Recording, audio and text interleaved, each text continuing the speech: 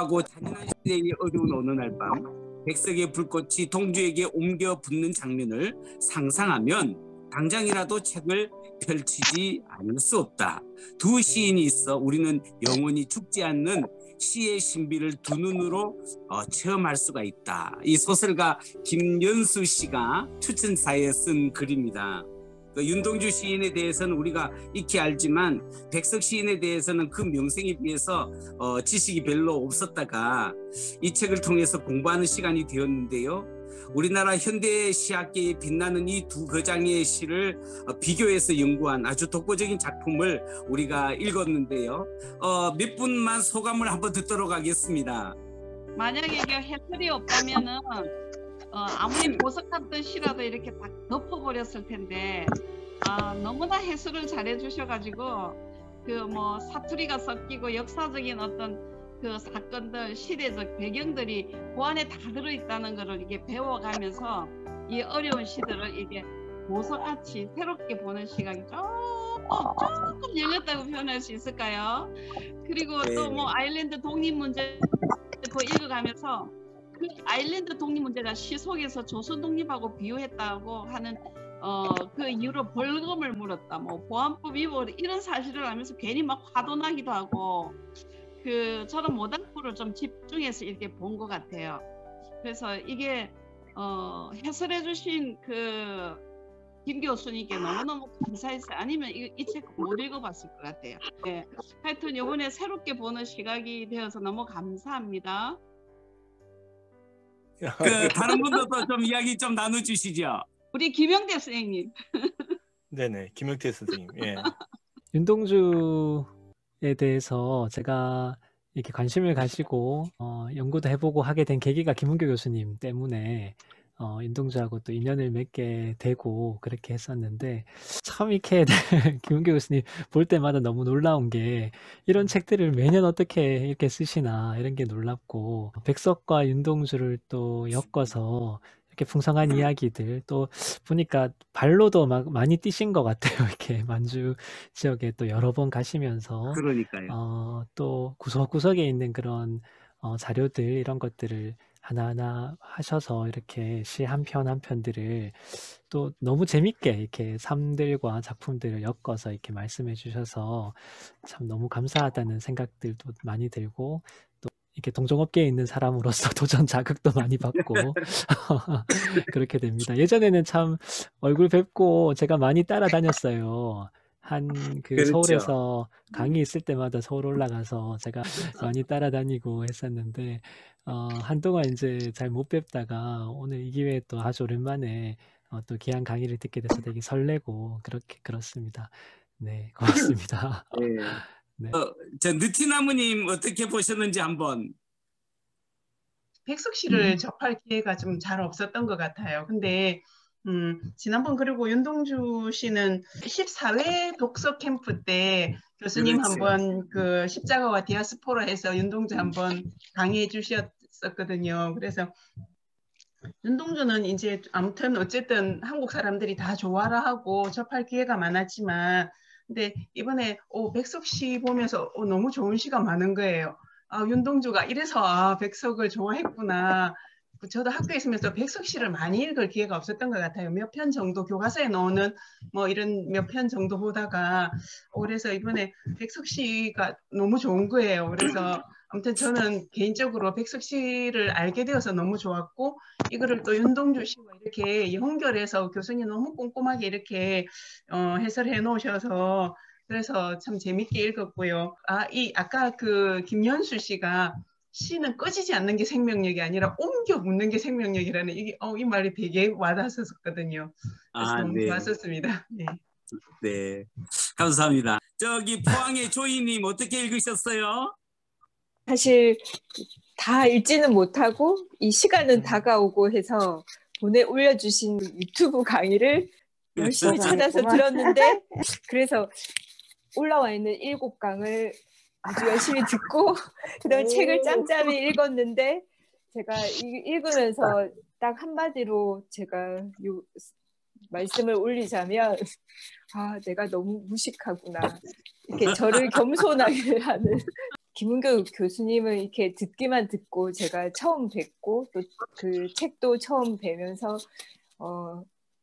저를 좀 아주 겸손하게 돌아볼 수 있는, 그리고 보석같이 숨겨져 있는 그런 것들을 발견하는 시간이었습니다. 예, 아유, 잘하셨습니다. 더 나누고 싶지만 우리 교수님 강의를 좀 많이 들어야 되니까 나누면 조금 이 정도로 하고요.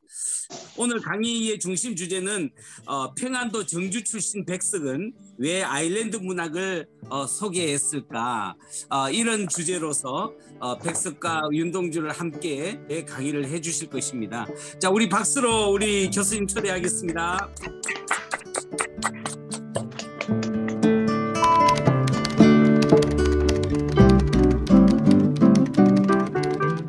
네, 안녕하세요. 김은교 인사드립니다.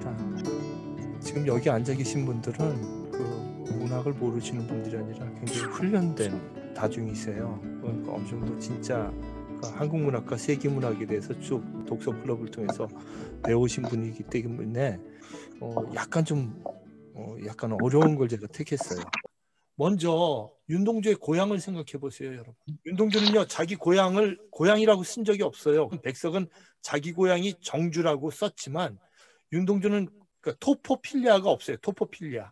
토포는 지리적인 그 대지로서의 땅을 토포라고 그러거든요. 필리아는 사랑하다라는 뜻이잖아요. 필리아. 그래서 근데 윤동주에게 토포필리아가 없어요. 토포. 윤동주의 고향은 순례자로서 필리그리미지, 영원한 땅의 고향, 돌아갈 땅. 그래서 윤동주 씨의 고향이라고 쓴 단어를 찾아보세요. 또 다른 고향이 있지만 거기서 나오는 고향은 그 죽은 자와 같이 누워있는 그런 고향이에요.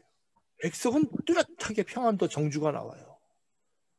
어떻게 보면 땅에 고향이 있고 고향이 없는 사람이지만 이 두 사람은 다 고향을 잃어버린 사람이에요. 백석은 식민지로서 파괴된, 정주성이라는 시를 읽어보면 파괴된 나라잖아요. 완전히 파괴된 나라.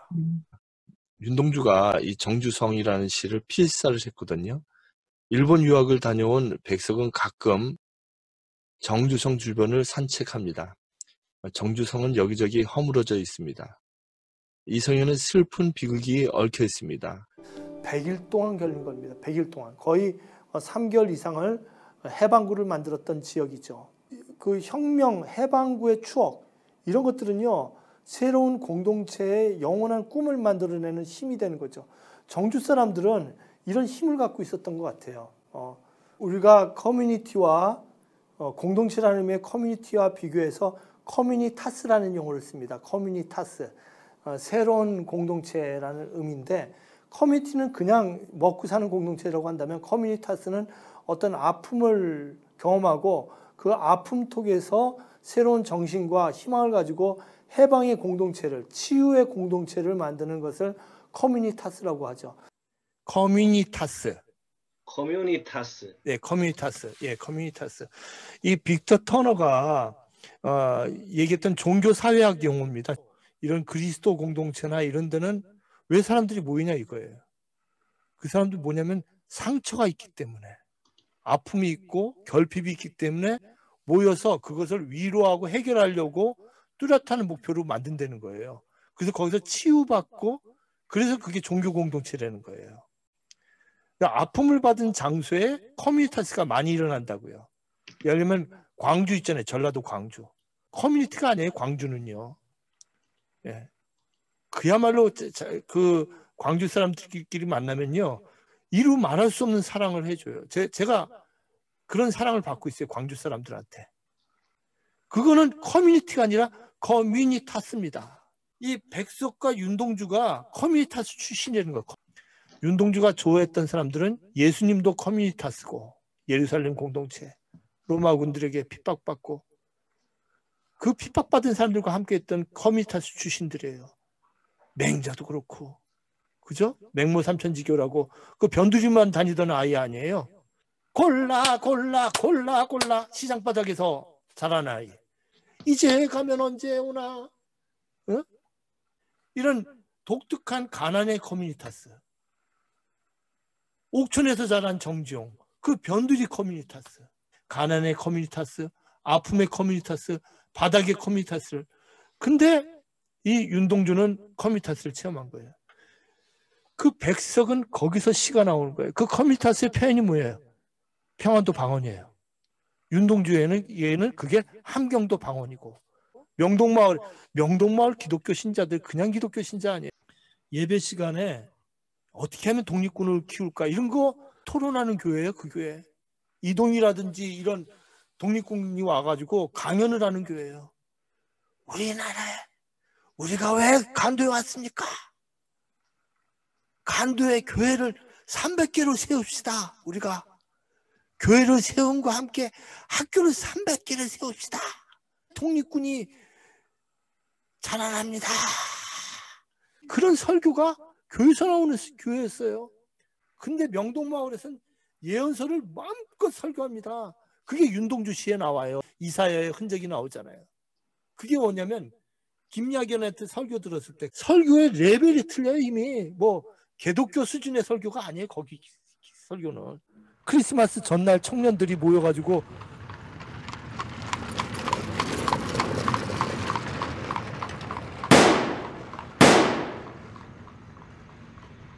사람 죽이지 말고 그 마차가 올 때 그걸 털자. 그걸 교회에서 성탄절 전날 청년부에서 상의한 거예요. 사형당하잖아요. 청년부 애들. 그게 지금 여기 어딥니까? 흑석동에 묻혀 있어요. 그 뼈가 사형당해서. 그런 커뮤니티였어요. 그런 커뮤니티 잊지 못하죠. 그러니까 백석과 정지용과 윤동주를 볼 때 그 어릴 때 어디서 자라났는가 그런 것들이 이 사람들에게 있는데 그걸 어디서 발견해? 아일랜드에서 발견한 겁니다. 아일랜드. 백석이. 이게 영문과에서 이렇게 뭘 공부할까 봤는데 아오야마 대학교. 좋은 대학교입니다. 한 시부야역에서 한 10분 정도 걸어가면은 그 아오야마 대학교 붉은 건물이 나오죠. 일본이나 한국이나 다 아일랜드를 공부했어요. 아일랜드가 어디의 식민지죠? 영국의 식민지죠. 1967년 아일랜드를 침략한 잉글랜드는 이후 800여 년 동안 아일랜드 사람을 괴롭혔습니다. 예. 그래서 성공회로 개정할 것을 강요한 거예요. 학살에 학살을 거듭했어요. 이건 여러분들 아일랜드 영화 몇 편만 좀 보시면 이야 이건 정말 이루 말할 수가 없어요. 옛날 칼로 그냥 찔러 죽이고 1798년에 프랑스 혁명의 영향을 받아 아일랜드를 독립전쟁을 일으켰지만 실패하여 더욱 탄압받습니다. 1840년에 감자의 숙주에서 전염병이 발생하여 대기근과 연병으로 수백만 명이 병사했습니다.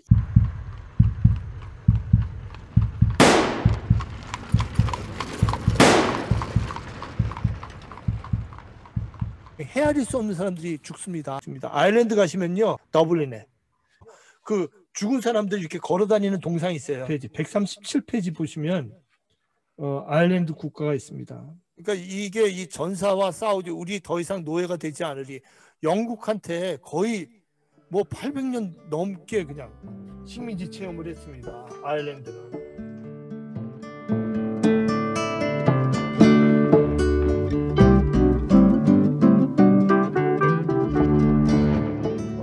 그 제임스 조이스 이 더블린 사람들 이 책입니다. 이 더블린 사람들 핵심은 뭐냐면 핵심 단어는 뭐냐면 마비라는 단어입니다. 마비. 뭔가 마비되었다. 그럴 때 마비죠. paralysis, paralysis, paralysis, paralysis, paralysis, paralysis. 이 책은 15편의 단편으로 구성된 소설입니다. 그 하나하나 단편들이 독립되었지만 그 마비라는 단어로 연결되어 있어요. 더블린에 사는 사람들이 아주 무능하게 마비되어 있고 인간의 존엄성도 생각할 수 없을 정도로 모두 마비되어 있는 상태입니다. 어떤 상태일까요? 저항할 수도 없고 생산적인 것을 할 의욕도 없고 도덕적으로도 마비가 되어 있고요. 그 마비라는 주제를 가지고 제임스 조이스는 꼼꼼한 비속의 문체라고 그러는데요. 꼼꼼한 비속의 문체. 아주 어떻게 보면 상스러운 문체 같은 것으로 해서 더블린 사람들의 마비의 증상들을 소설로 썼습니다. The Irish, the Dublin, are paralyzed. The Irish, the Dublin, are paralyzed. The Irish, the Dublin, are paralyzed. 이 15개의 소설 중에 첫 번째 소설이 자매라는 소설인데요. 이 자매라는 소설에서 마비라는 단어가 나와요. 신부님은 이 세상 뜰 때가 다 됐어 라는 말을 입버릇처럼 내뱉곤 했지만 난 그저 괜한 소리겠지 했더랬다. 이제 보니 빈말이 아니었던 것이다. 밤에 유리창을 쳐다볼 때면 나는 을에 마비라는 단어를 속으로 가만히 되뇌었다. 그 단어를 떠올리면 공포심에 사로잡히면서도 나는 그 곁에 더 바싹 다가가 그 마비란 놈이 저질러 놓은 죽음의 모습을 보고 싶어 애가 탔다.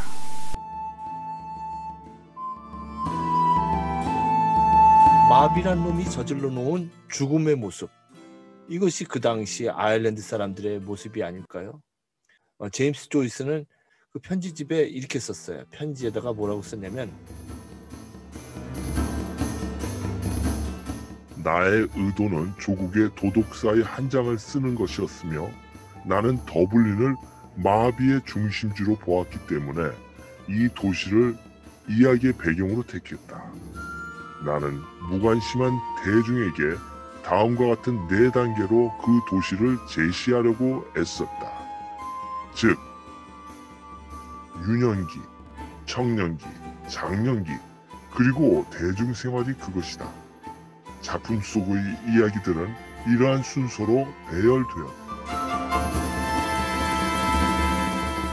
이 마비는 어디서 오는 걸까요? 음울하고 그 침울한 영국이라든지 아일랜드라든지 스코틀랜드 분위기, 그 바닷가에서 오는 분위기, 정말 늘 비가 올 것 같은 그런 침울한 분위기, 그런 것도 있을 수 있겠죠. 뭐 풍수 문화론에 따르면. 근데 역사적으로는 대영 제국의 식민지로 있었잖아요. 거의 800년 동안. 뭘 해도 뭐 할 수가 없다는 자신감을 잃어버린 상태라고 할 수 있겠죠. 그러면서도 출세하기 위해서는 어떻게 하든지 영국 런던이나 프랑스 파리에 가야 된다. 미국으로 가야 된다. 이런 이중성, 이런 것들이 얼마나 아일랜드 사람들에게 아주 굴욕적이었고 그랬을까 이런 생각이 듭니다. 둘째는 전통사회와 문화를 마비시켜버린 것은 로마의 카톨릭 교회와 영국의 성공의 지배였어요. 부교인 그 로마 카톨릭의 지배를 받고 있으면서도 또 영국의 식민지가 돼서 성공회의 또 지배를 받게 되는 거예요. 성공회로 개종하도록 강요되는 거죠. 거기서 그 더블린 사람들, 아일랜드 사람들은 아유 정말 어떻게 해야 될지 모르는, 괴로워하고 마비되지 않았을까요? 세 번째는 앞서 얘기했던 검은 감자 사건이죠. 1847년 8년 동안 아일랜드에서 110만 명을 굶어 죽게 만든 대기근. 그 감자를 주식으로 삼던 아일랜드에 감자 전염병이 퍼진 거죠. 근데 일본 식민지로 살아가는 조선 사람들은 마비되지 않았을까요? 백석이 씨는 마치 제임스 조이스가 아일랜드 사람들의 마비된 증상을 깨우치는 소설을 썼듯이 백석이 씨는 그냥 무조건 서구화되고 일본식으로 살아가려고 하는 그런 사람들에게 사투리를 통해서 또 무당이라는, 무속이라는 샤머니즘을 통해서 다시 깨우치게 하는 글이 아닐까요?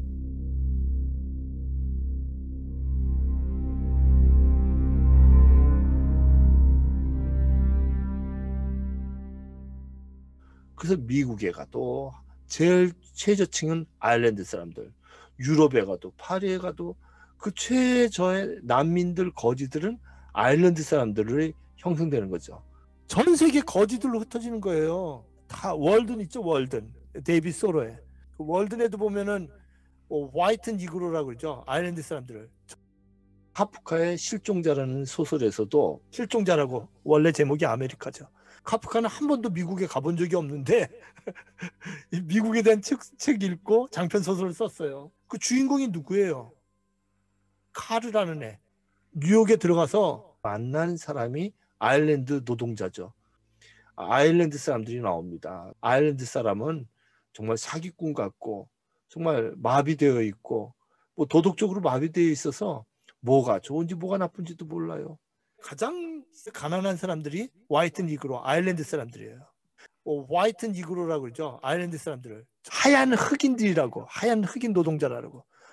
전 세계의 아일랜드 사람들이 이 탈출을 합니다. 전 세계 거지들은 화이트 니그로예요.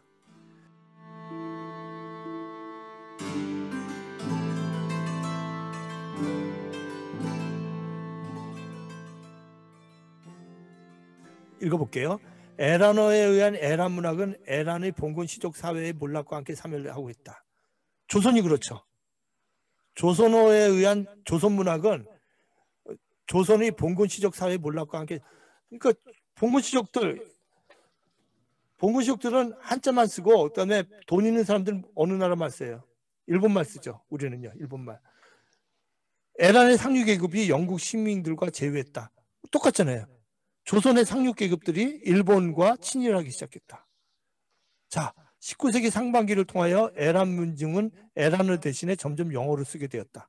19세기 상반기를 통하여 조선 민중은 조선어 대신에 점점 일본어를 사용하게 되었다. 에란을 카톨릭 교도로 영국 개종의 식민지로 삼으려고 한 에란의 카톨릭 교회의 영향으로 말미암은 것이다. 아첨해가지고 조선의 교회가 친일을 해가지고 조선의 기독교 신자들을, 여기 이제 성공인데, 일본의 신도이즘의 식민지로 삼으려고 했단 말이죠.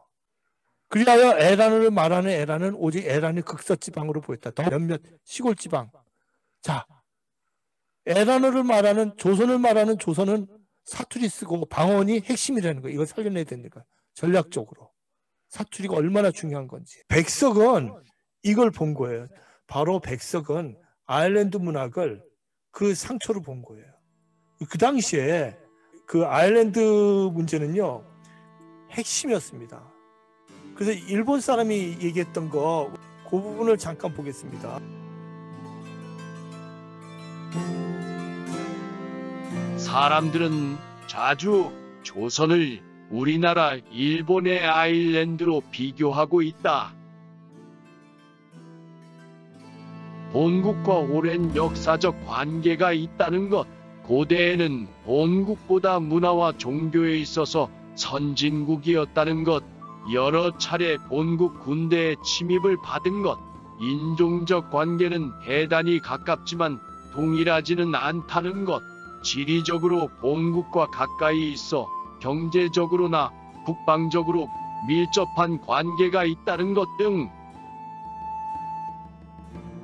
조선과 우리의 관계를 아일랜드와 영국의 관계에 비하는 것은 결코 잘못된 것은 아니다. 우리가 아일랜드 문제를 연구하는 실제적 흥미는 우리에게 조선, 그리고 만주, 대만이 있기 때문이다. 야나이아라 타다오, 1927년 2월.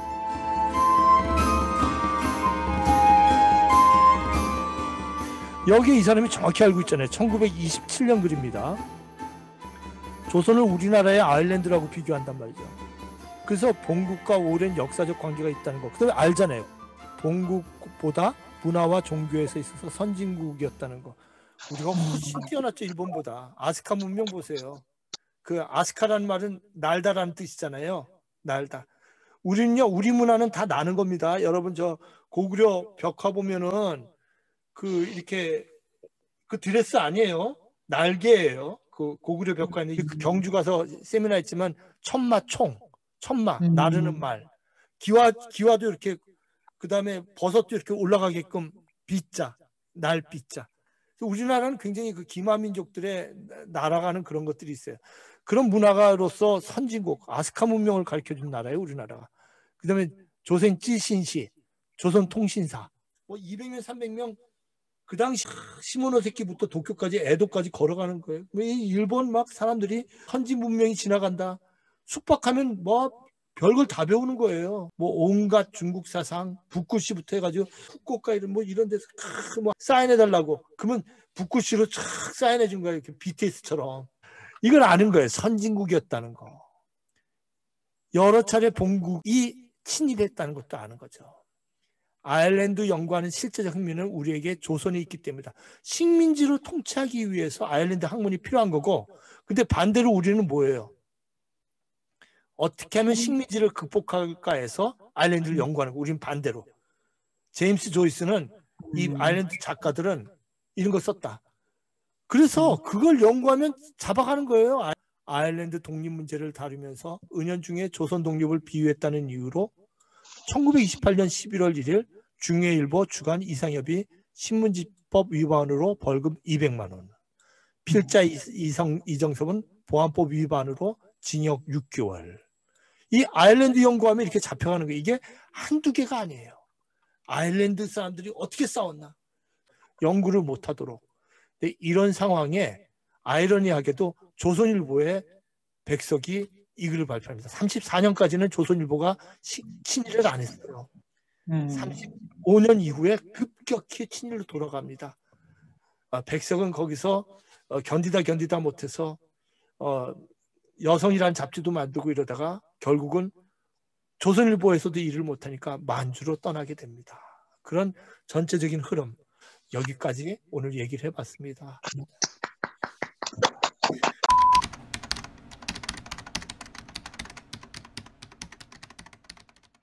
자, 그러면요, 그 선생님한테 우리가 좀 여쭤볼 것들 좀 나누도록 하겠습니다.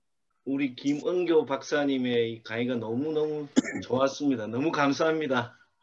오늘 특별히 그 140페이지 설명하시는 그 아일랜드하고 정주하고의 그 비교는 이 책을 읽는데 상당히 큰 도움을 줄 것 같아서 오늘 너무 강의가 좋았던 것 같습니다. 사슴에 담겨있는 시가 33편이고 이번 제목을 33번의 만남, 백석과 동주의 만남을 이렇게 타이틀을 가져오셨는데 네네. 이게 이제 가장 최근에 제가 서점에서 그 100부밖에 나오지 않은 사슴이라는 시집을 지금 제가 이 시를 세어보니까 97편이 들어있더라고요. 전체가. 어떤 기획하신 의도가 조금 많이 궁금했었고요. 그 33편이 맞습니다. 그러니까 지금 선생님은요, 그 연작시에 조그만 시까지 세면 그렇게 나와요. 네네. 그러니까 큰 시 제목 있고 거기에 이렇게 들어가 있잖아요. 그래서 네네. 그 33편으로 계산합니다. 아까 전에 교수님께서 이야기하시길 윤동주 씨는 시집으로 나올 때 그래 지금 이제 그때 그러면 담당했던 사람이 서울대 교수였던 정병우 네, 맞습니다. 교수님의 말을 하는 거죠. 예. 저는 사실 광양에 갔다 오고 나서부터 어쨌든 정병우 교수님께서 윤동주 시집을 어쨌든 처음으로 출판을 한 거잖아요. 그 정병우 선생님과 뭐 그런 관계를 해서 어떤 해주실 말씀이 있는지요? 제가 윤동주와 정병욱 논문을 발표했고요. 철험이란 책, 윤동주와 정병욱 이 책 466표 보면은 한 장으로 돼 있고 만들어놓은 영상이 있고요. 아 예. 여기 보이시죠? 윤동주와 정병욱. 아 네네. 예, 요걸 보시면 되겠습니다. 아 예, 종로구청 직원들 교육 그분들 교육했을 때 얘기입니다. 정병욱이 없었으면은 윤동주는 존재가 없습니다. 그렇죠. 이게 정병욱가 시집을 보관한 거니까요. 근데 이게 사진 판본 윤동주 자필시고 전집이라고 이거 없으면 연구를 못 해요.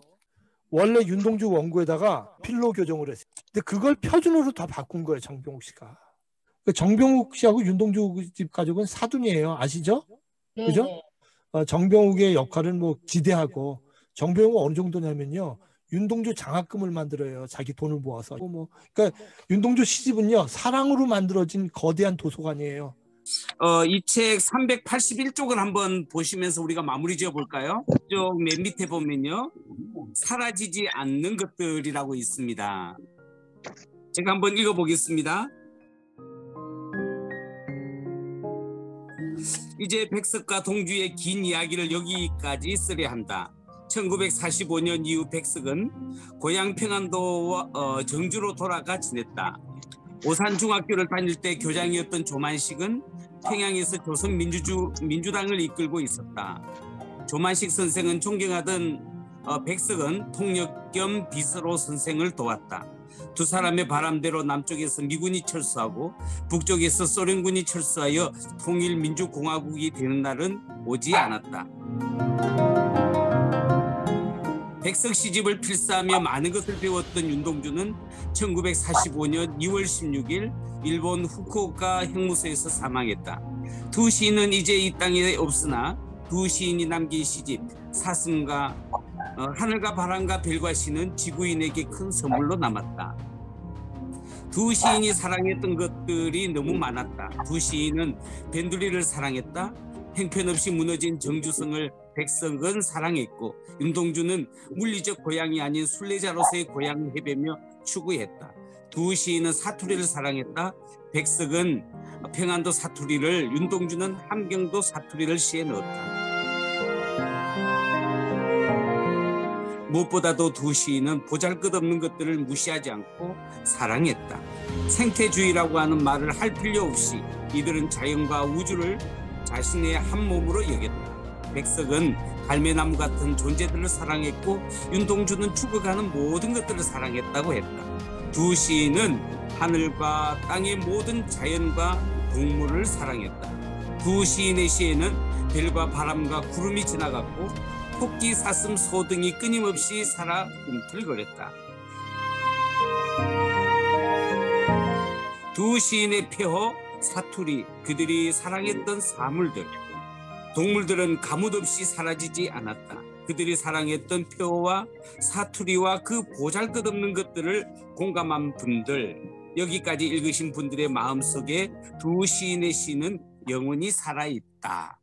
이렇게 저자가 이 책을 읽은 독자들을 축복해주고 있습니다. 제가 여러분들 얼굴 안 나오게끔 모자이크 다 전체 처리해가지고 유튜브로 이걸 동영상을 제가 편집해서 만들어도 될까요? 제가 강의했던 얼굴 나와주세요. 네, 질문하신 분들은 얼굴 나와도 되나요? 광주 선생님 얼굴 나오셔도 돼요? 질문하신 분들은 나와도 돼요? 얼굴 나오셔도 돼요? 질문하신 분들은 나와도 돼요? 자, 우리 박수 치면서 함께 헤어지도록 하겠습니다. 네, 편안한 밤 되세요. 대표님 감사합니다. 감사합니다. 너무 강의 잘 들었습니다. 수고하셨습니다.